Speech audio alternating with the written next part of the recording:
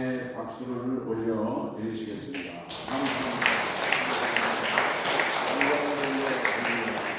할렐루야.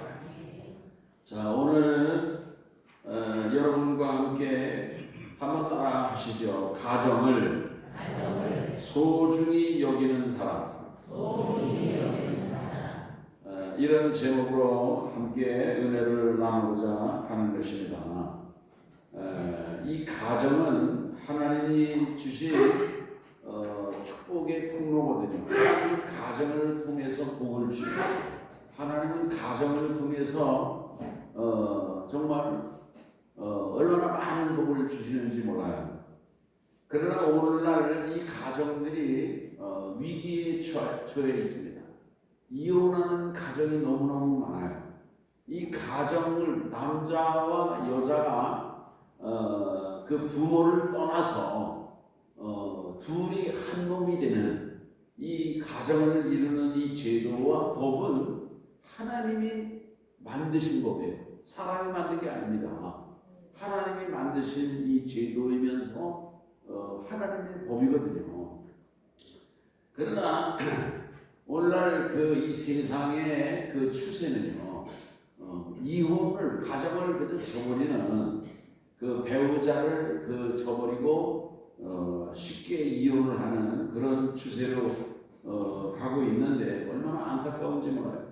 하나님은 이 남자와 여자가 만나서 결혼을 해서 가정을 이루는 게 하나님의 오늘 우리 인생들에게 주시는, 말하자면 최고의 선물이다, 그렇게 보면 돼요.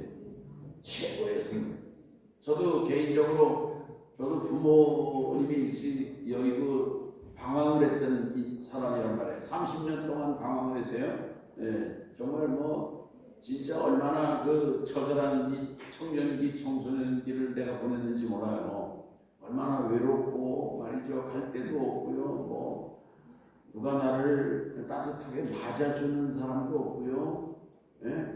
진짜 너무너무 비참하고 초라한 인생을 살았다는 얘기예요. 그러나 한 여인을 만나서 내가 이렇게 가정을 이루므로 내 인생이 열린 것입니다. 내 인생이 열리고 방황이 끝났어요. 명절이 돼도 갈 때 어디를 가야 될지 오라는 데도 없고, 결혼을 하고 보니까 어디 가야 되고 방황할 것도 없어요. 그런 거 걱정할 필요도 없고 얼마나 좋은지 몰라요. 하나님이 이렇게 만드신 이 결혼 제도는요, 오늘 우리 인생에게 축복의 통로를 주는 거예요. 가정을 이루므로 비로소 그 인생의 축복이 열리는 것입니다. 아멘.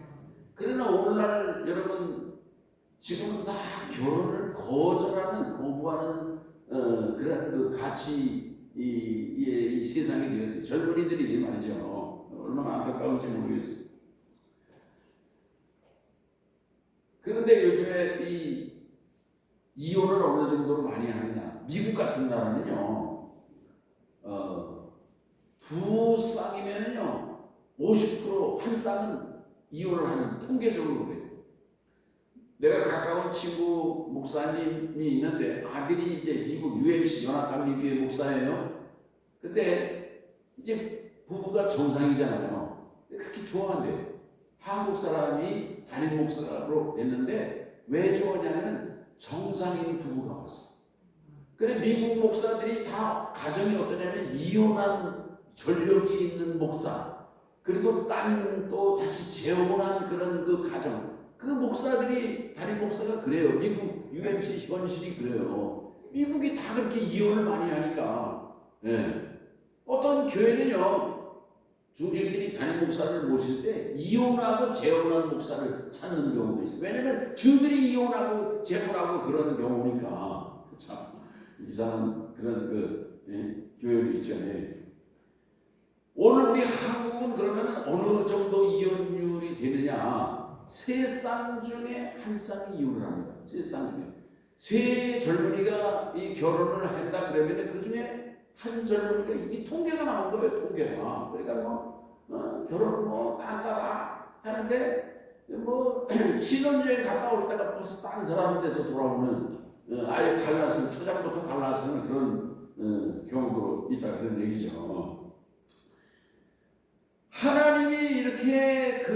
복을 주시는 축복의 통로로 주신 가정, 그 가정은요 거룩하고 깨끗한 가정이 되어야 돼요. 죄가 들어오면 안 되는 겁니다. 근데 배우자가 죄를 짓고 그러면은요 그 가정이 파괴되는 거예요. 이 죄라는 것이 이게 오늘 우리의 모든 삶의 모든 자리가 다 죄가 들어오면 깨지는 거예요. 어디든지 그래요. 어느 뭐 단체든지 어느 곳이든지 다 죄가 들어오면은 그냥 금가고 파탄나고 그런 거거든요. 마귀는 이렇게 해서 우리 가정을 파괴시키고 오늘 우리의 삶을 파탄내는 거 아닙니까? 지금 우리나라의 최고의 지금 그 이슈가 뭐냐면요. 이거 이슈라고 하기도 그렇고 SK 회장인 최태원이라는 그 회장이 그 노소영 씨하고 이혼을 했어요. 근데 그 왜 그랬냐면 그 최태원이가 어떤 여자를 만나가지고서 그 바람을 피운 겁니다. 바람을 피우고 거기서 애가 생겼어요. 애가 생겼어요. 예? 이게 죄가 들어온 거죠. 죄가 들어온 거예요. 그리고 이제 최태원 이 사람이 부인한테 노소영 씨한테 이혼하자고 그래요. 이게 노소영은 가능하면 이혼을 안 하려고 하는 거야. 이혼 안 하려고. 왜냐면 자녀들도 낳았으니까 뭐 거기 또 이렇게. 그런데 보세요. 이 최태원 이 사람이 이혼 청구 소송을 했어요. 이 사람이요. 지가 죄를 짓고 그렇게 해놓고 이혼 청구 소송을 했다고. 그래서 이 법원에서 그 이혼 판결을 내리면서 위자료를 줘라. 위자료를 줘라. 이 위자료를 얼마를 주라고 판결이 났냐면 2심에서 1조 3,800억인가 위자료 판결이 났어요. 초문학적인 위자료 판결이죠. 엄청난 거예요. 예. 그거는 최태원이 SK 그 회사를 이렇게 그 정말 번영시키는 데에 장인어른의 이를테면 뒷받침이 있었다. 재판부가 그걸 인정을 한 거예요. 예. 다 이렇게 검토해가지고 뭐 내가 그런 얘기 뭐 하기도 그렇고 하여튼 이렇게 해가지고 지금 저 모든 그 사람들이 하는 얘기가 최태원은 망했다. 지금 그런 얘기예요. 망했다는 거예요. 그 1조 3천 몇백억인가 되는 돈을 빨리빨리 줘야지 안 주면 하루에 이자만 2억이 나간다는 거예요. 하루에 이자만. 이 최태원이가 이걸 뭐 뜸들였다가 뭐 미적미적 할 수도 없는 거고 이게 난리가 난 거예요. 이거는요 부인한테 가서 최태원이가 사는 길은 그저 부인한테 가서 100번 살려달라고 또 이제 이쪽에 또 애들까지 나가지고 또 뭐 그러니까 이 최태원 인생은 박살난 거예요. 풍치 박살난 거예요. 뭐 재벌의 회장이면 뭐 하는 거예요? 재벌 회장이 뭐 경영권을 할 수 있지만은 자기 인생은 다 쪽박는 거다 그래요. 주식으로 주면은 주식에 대해서는 양도세를 물어야 되니까는 그게 뭐 2조 원도 더 물어줘야 된다고 그러더라고요. 여러분 이 죄라는 것이 이렇게 한 인생과 한 가정과 이게 파탄내고 이렇게 망하게 만드는 것이 죄입니다. 오늘 우리 가정에 죄가 들어오지 못하도록 에덴 동산에도 아담과 하와의 가정에 뱀이 들어간 말이에요. 뱀의 이름이 말이요. 슬금슬금 가정을 타고 넘어 들어와서 이 뱀이 마귀가 그래가지고 이 아담과 하와의 가정이 불행해진 거 아니겠습니까? 오늘 우리의 가정을 정말 그 거룩한 가정 부부들이 살다가 보면은 막 싸웁니다. 싸우면 막 승질이 부리고 막 그냥 이혼해! 뭐 이혼하면 될 거 아니야! 뭐 그렇게 큰 소리 치는데 이혼하면 됩니까? 이혼하면 끝이고 만사가 뭐 태평할 것 같아요. 여러분 이혼한 사람들요 후회합니다. 후회해요. 그때를 참지 못하고 그 순간 그 격한 감정과 분노를 성질을 참지 못하고 이혼하는 사람들 다 후회해요. 후회. 여러분 성경에는 뭐라고 말씀하고 있을까? 모세의 율법을 보면은요 신명기 24장 1절과 4절에 참 재밌는 말씀이에요. 사람이 아내를 데려온 후에 그에게 수치시키는 일이 있음을 발견하고 그를 기뻐하지 아니하면 이혼 증서를 써서 그의 손에 주고 그를 자기 집에서 내보낼 것이요. 이혼 증서를 써주라는 거예요. 이제 아내가 뭐 수치스러운 일이 발견된다 그러는 거예요. 마음에 안 들면은요. 이혼 증서를 써주는 건 왜 그러냐면은 이게 간음한 경우에는 이혼 증서를 써줄 수가 없어요. 근데 이 간음은 돌로 때려 죽이는 거 아닙니까? 어디 가서 돌에 맞아 죽어도 이 이혼 그 간음한 여자는 할 말이 없는 거예요. 그러니까 이혼 증서를 써주는 것이 그 여성을 보호하는 법이거든요. 또 그래가지고 이제 다른 남자의 아내가 될 수도 있는 겁니다. 그의 집에서 나가서 다른 사람의 아내가 되려니와 그의 둘째 남편도 그를 미워하여 이혼 증서를 써서 그의 손에 주고 그를 자기 집에서 내보냈거나 또는 그를 아내로 맞이한 둘째 남편이 죽었다 하자. 그러니까 남편이 죽는 경우도 있고 또 이렇게 여자가 이제 싫어서 내보냈다 그런 얘기예요. 근데 성경은 뭐라 그러냐면 또는 그를 아내로 그 여자는 이미 몸을 더럽혔은즉 그를 내보낸 전 남편이 그를 다시 아내로 맞이하지 말지니 이 일은 여호와 앞에서 가증한 것이다.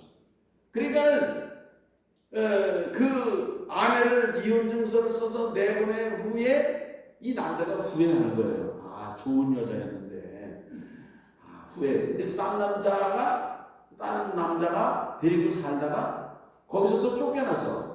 근데 그 여자가 생각하기에 좋은 여자니까 다시 데려와야 되겠다. 근데 모세의 율법은 그렇게 하지 말으라는 거예요. 아예 내보내지 말았어야지. 다시 또 이렇게 생각해보니까 또 뭐 데려오는 게 좋겠다. 그렇게 하지 말라는 거예요. 그게 뭐냐면요, 이 모세의 이 법의 정신도 여자를 함부로 이혼해서 내쫓고 그런 일을 하지 말라는 거예요. 나중에 후회하고 생각해보니까 다시 데려와야 되겠네. 이런 짓 하지 말라는 거예요. 아예 그러니까 하나님이 이걸 못하게 법으로 미연에 방지하신 것을 우리가 알 수가 있는 겁니다. 그러니까는 모세의 법도 결혼의 신성함을 설령 뭐 마음에 안 들고 좀 이렇게 그런 경우가 있다고 할지라도 이렇게 사랑으로 품어주면서 이 가정을 보호할 것을 말씀하고 있는 겁니다.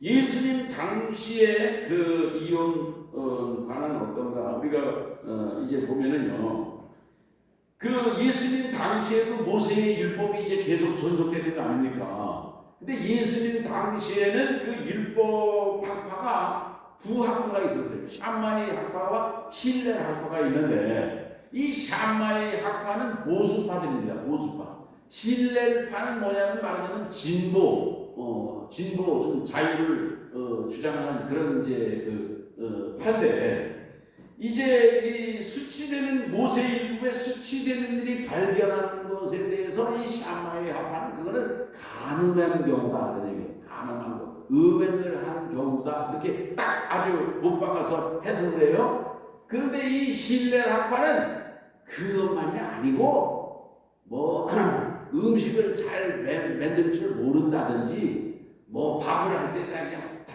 태워가지고 뭐 요리를 다 그저 할 줄 모르는 솜씨가 없는 여자라든지 뭔가 이렇게 뒷모습이 배기 싫다든지 뭔가 뭐 여러 가지 이렇게 해석을 하는 것입니다. 시부모를 공경을 뭐 잘 좀 마음에 안 들게 한다든지, 뭐 예를 들면 뭐 어떤 길을 가다가 어떤 남자하고 얘기를 했다든지 뭐 이렇게 여러 가지 수치스러운 일을 해석을 다양하게 해석을 하면서 그런 경우에도 이혼할 수 있다. 이혼 증서를 써서 여자를 내보낼 수 있다. 그렇게 해석을 하는 겁니다. 그런데 보세요. 이 보수는요 항상 이렇게 진보한테 밀리거든요. 밀려요. 우리나라 보면은 이게 정치 세력에 밀리지 않습니까? 그런데 그 예수님 당시에도 율법이 힐렐 학파의 율법이 더 지지를 받는 거예요. 여자를 내보내고 이혼을 하는데 다양한 해석을 할 수 있는 것이 폭넓고 참 좋다. 그래가지고 그 무슨 구실을 내고 붙여가지고서 뭐 여자가 마음에 안 든다 뭐 서다 보니까 뭐 실증이 나다든지 뭐 이래가지고 딴 여자가 우리 부인보다 더 이쁘게 보인다 그러면 그 여자를 또 데리고 이게 이래가지고 여성들이 이혼을 당하는 그런 사례들이 많았다 그런 얘기예요. 자, 이제 예수님 당시에 그렇고요. 예수님 당시에 그 로마 시대 아닙니까? 로마 시대. 예, 우리 그리스 시대와 로마 시대의 이혼 그 모습은 어땠을까? 성경에도 보면 이제 그리스 사람들의 고린도 사람들의 얘기가 나오지 않습니까? 고린도가 이제 그 그리스 땅이거든요. 고린도.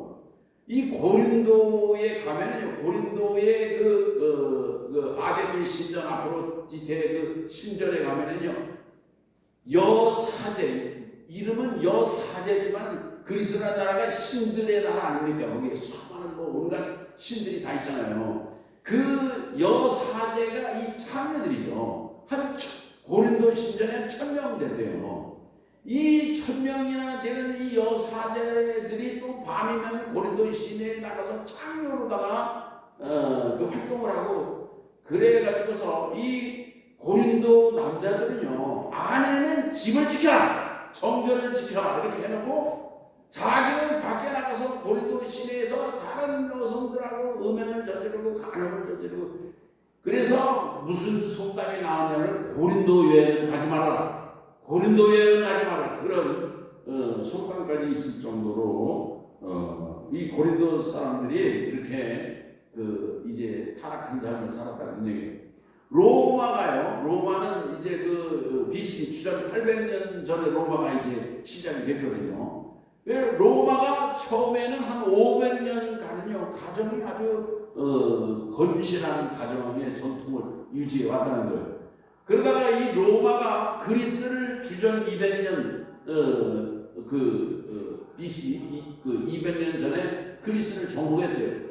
그래 그리스에 가보니까 이 그리스 문화는 이제 뭐 이를테면 성격으로 아주 태폐적이고 자유분방한 문화죠. 로마 사람들이 그리스를 정복하고 그리스 문화에 물들게 되면서부터 로마에도요, 그 여자를 이렇게 버리고 간음을 하고 이렇게 정말 가정이 파괴되는 그런 이제 세상이 됐는데, 로마의 상류층 사람들은 평균 3번 결혼하고 3번 이혼했다는 겁니다. 그러니까 결혼하고 이혼하는 것을 로마 지도층에서 반복했다는 거예요.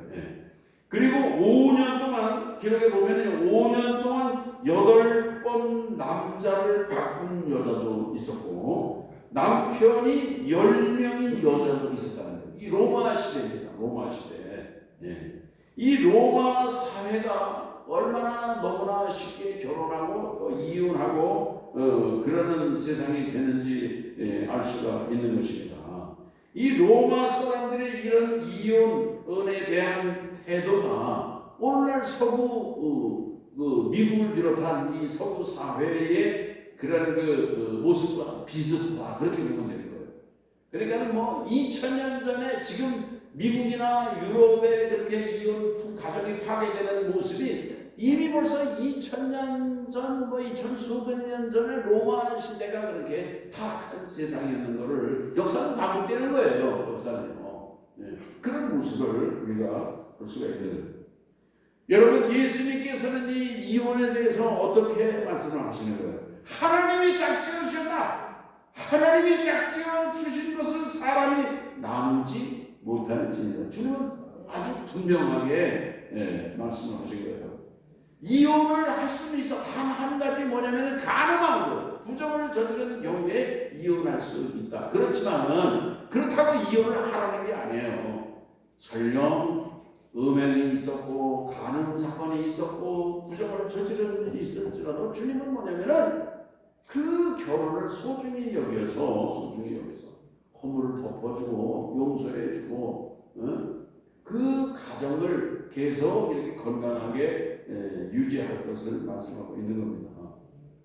우리나라의 법은요, 이혼 판결을 할 때에 어떤 잣대로다가 이혼 판결을 내리느냐, 제일 먼저는 배우자 부정이죠. 외도를 했다, 바람을 피웠다, 그거는 이혼 사유가 돼. 그 다음에 여러 가지 또 뭐냐면 폭력, 구타하고 때리는 폭력. 그 다음에 성격 차이로다가 갈등이 있다. 또 중독이 심하다. 중독도 여러 가지잖아요. 술 중독도 있고, 마약 중독도 있고, 게임 중독도 있고, 도박 중독도 있고, 하여튼간에 이 중독으로 가정을 잘 유지할 수 없을 경우 이혼해라. 그러는 거예요. 혹은 또 양가간에 갈등이 있는 경우에 이혼 판결을 우리나라는 이렇게 내려주기도 하고 그러는데, 그러니까 우리나라도 이혼을 하는 이를테면 그 이유 사유는요 얼마나 많은지 몰라요. 이런저런 사유로다가 우리나라의 법은 이혼을 가능하다고 판결을 내린다는 얘기예요. 그렇지만 오늘 우리 교회와 성도들은 국가법을 따르지만, 그러나 오늘 우리들은요 하나님의 법을, 예수님의 그 정신과 가르침을 따라서 오늘 우리 가정도 지켜가야 될 줄로 믿는 것입니다. 이번에 제가 말레이시아에서 우리를 가이드한 여성이 셀이라는 사람인데 크리스찬이에요. 근데 자기 집안, 자기가 막내인데 여덟 번째. 오빠들도 있고 여자가 둘인데 자기는 막내인데, 근데 그 아버지가 너무 멋있게 잘생겼대요. 너무 멋있게 잘생겨가지고, 그래가지고 그냥 얼마나 말이야 아버지가 인기가 있는지 그냥 여자들이 그냥 줄줄줄 따라오는 거예요. 여자들이 말이죠. 세리가 자기 집에 있는데 어떤 여자가, 멋진 여자가 아주 찾아와가지고 뭣도 모르고서 자기 집에다가 안내해주는 그런 얘기도 하면서, 그 형제가 여덟이 다 같이 엄마한테 뭐라고 그랬냐면은, 엄마, 아버지하고 이혼하라고. 아버지 나쁜 사람이라고 이혼하라고. 여덟이 다 하는 소리로 이혼 그랬는데, 엄마가 한 방으로 잠재웠대. 한 방으로. 그게 무슨 말이냐면요, 너 아버지가 외도를 저지르고 바람을 피운 거는 사실이지만은, 그래도 밖에 나가서 다른 애를 낳은 일은 없지 않느냐, 혼외의 자식은 없지 않느냐, 그래가지고 잠재웠다는 거예요. 그래가지고 아버지하고 나중에 잘 그대로 이게 진짜 바람 많이 피고 나중에 또 병 들어가지고 들어갔다고 하더라고요. 그래도 잘 이렇게 정말 이제 모시고 그랬다는 얘기를 이제 하는데, 저는 참 엄마가 훌륭하시다. 이게 크리스찬인데 아마 엄마가 믿음의 엄마였던 것 같아요. 오늘 우리 믿음의 가정, 우리 성도들은 우리의 가정을 어떻게 지켜야 할 것입니까? 오늘 우리들은요, 허물이 있고 죄를 지었으면요 회개해야 돼요. 최태원이도 부인한테 회개하고 잘못했으면 이렇게 최태원이 망하고 그렇게 비참하게 되지 않았을까요? 오늘 우리들은요, 허물이 있으면, 죄를 지었으면요, 오늘 우리들은 부인 앞에 혹은 남편 앞에 사죄해야 돼요. 하나님 앞에는 물론 사죄해야 돼요. 사람 앞에 우리가 회개하는 게 중요한 것입니다. 그리고 주님은요, 십자가에서 우리를 위해 피 흘려 죽으신 주님께서는요, 어떤 죄든지 무슨 죄든지 다 용서해 주시는 사랑의 주님이신 것을 기억하면서, 오늘 우리들은요, 우리의 가정을 정말 회복시키는 그런 가정으로 만들어가야 될 줄로 믿는 것입니다. 나는 못 참아, 용서 못해, 그냥 말이죠, 이래가지고서 여러분, 그래가지고서 나중에 여러분 많은 아픔과 그 고통을 감내하면서 살아야 되는 그런 사람들이 많아요. 이혼하고서 결정하고서. 여러분, 오늘 우리들은 하나님이 짝지어 주신 것을 사람이 나누지 못할지니라 주님이 그랬잖아요. 하나님이 짝지어 주신 것을 사람이 나누지 못할지니라. 오늘 우리의 가정이, 주님께서 말씀하실 때 사도 바울도 그랬어요. 그리스도와 성도의 만남을 결혼의 기유에서 결혼해서 모르는 남자와 여자가 생판 말이죠. 관계도 없었던 나도 소년옥이라는 여성하고 내가 전혀 아무런 그 관계도 없는 사람이거든요. 이렇게 하는 가정이 됐단 말이에요. 그리스도와 우리도 여러분 우리가 어떻게 하나가 될 수 있냐고요. 예수님은 하나님의 아들하고 우리하고. 이게 사도 바울은 그리스도와 우리의 만남을 결혼에 비유해서 얘기를 했거든요.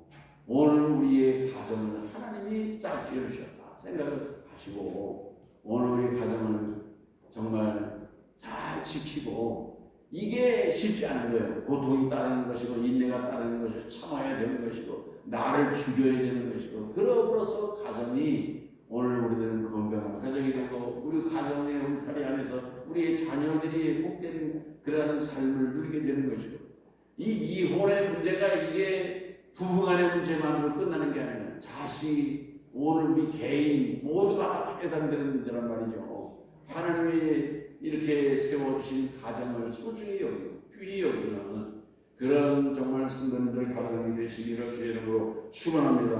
하나님 아버지 감사합니다. 이제 우리 성도들의 가정을 축복하시고 우리 가정이 건강한 가정이 되게 하시고 믿음과 소망과 사랑과 이제 정말 감사와 천성이 넘치는 성령 충만한 복된 가정으로 세워주시옵소서. 예수님의 이름으로 기도합니다. 아멘.